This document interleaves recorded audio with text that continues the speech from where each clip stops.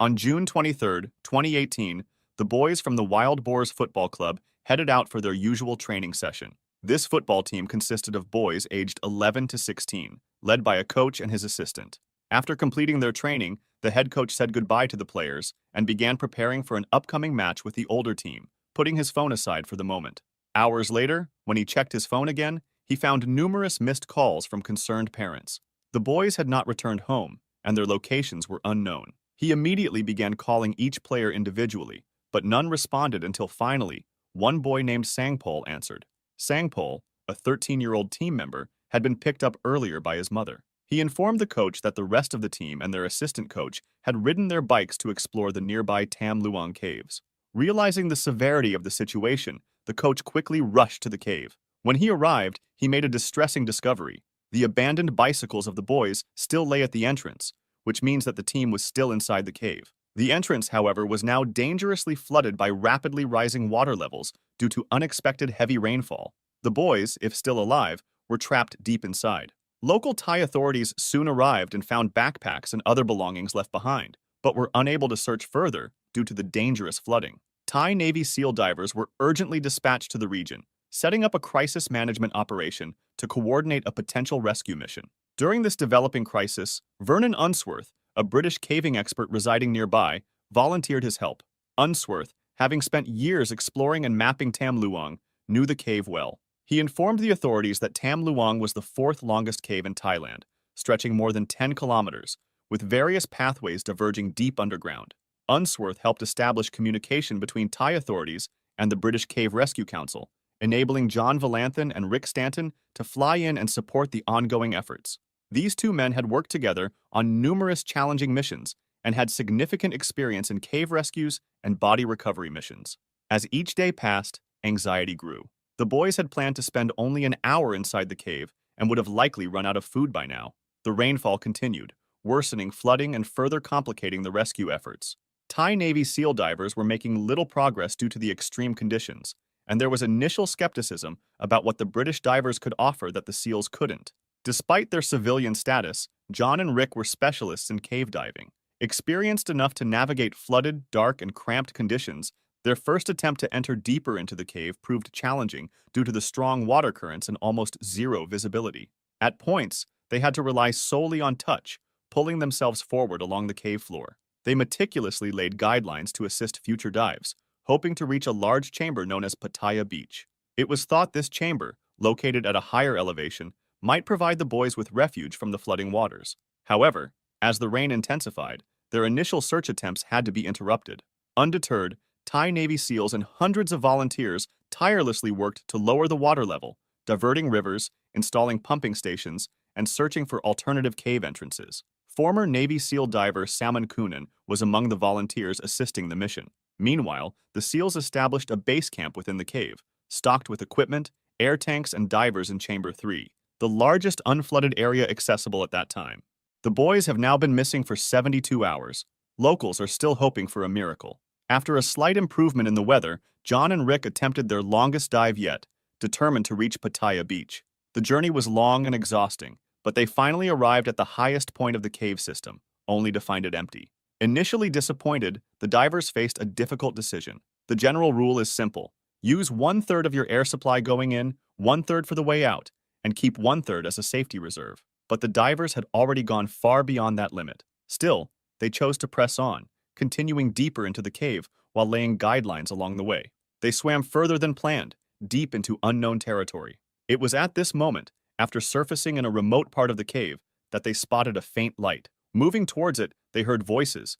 Astonishingly, all 13 missing people, the 12 boys and their assistant coach, were alive. The boys were weak, hungry, and stranded deep within the cave, approximately a kilometer underground. Following this miraculous discovery, 3 Thai Navy SEALs immediately joined the stranded group to provide support. The boys were shocked when they were told they had been there for 10 days, as they had completely lost all sense of time. The rescuers now faced a daunting reality.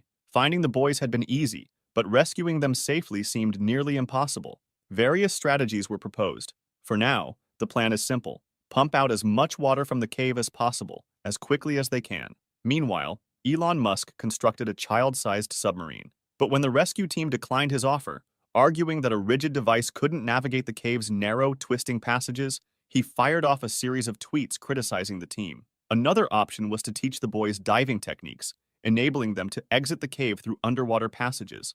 Another possibility involved drilling a shaft from above, creating an emergency escape route similar to the Chilean miner rescue in 2010. Alternatively, authorities considered waiting out the monsoon season, providing supplies until waters receded enough for a safe exit. Each option, however, had critical flaws. The boys, many of whom could not swim, were too weak and exhausted to safely navigate the treacherous underwater passages.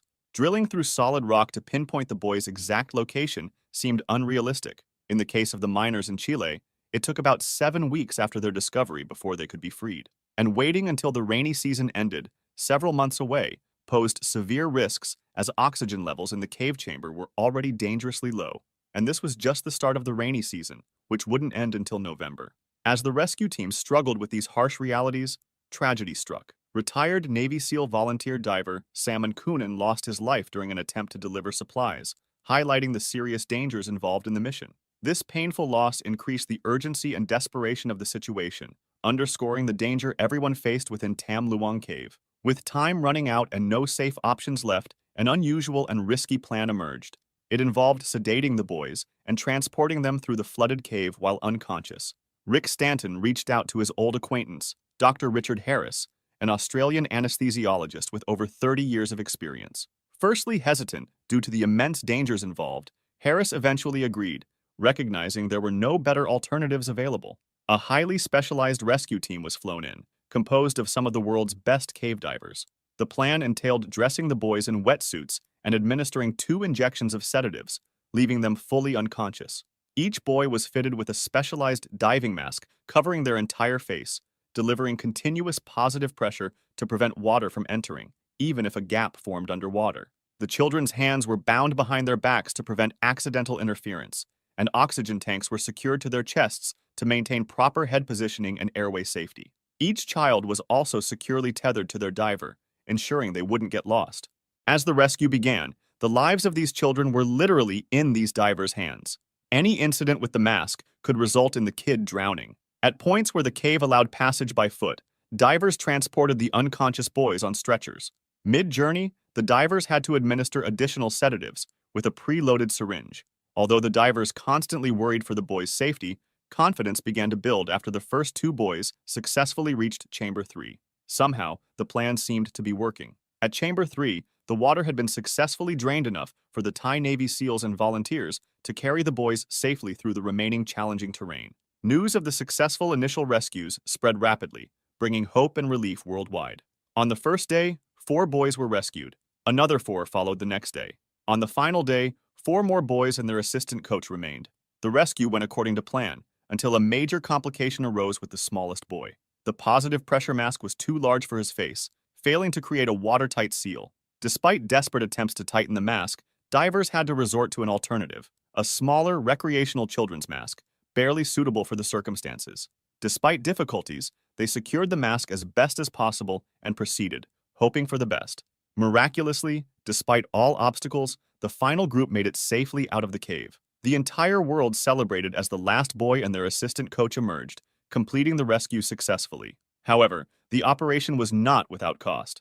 Beirut Pakbara, another Thai Navy SEAL petty officer, contracted a severe blood infection during the rescue mission and passed away 1 year later. If you enjoyed this video, subscribe for similar ones and feel free to drop suggestions for the next video in the comments.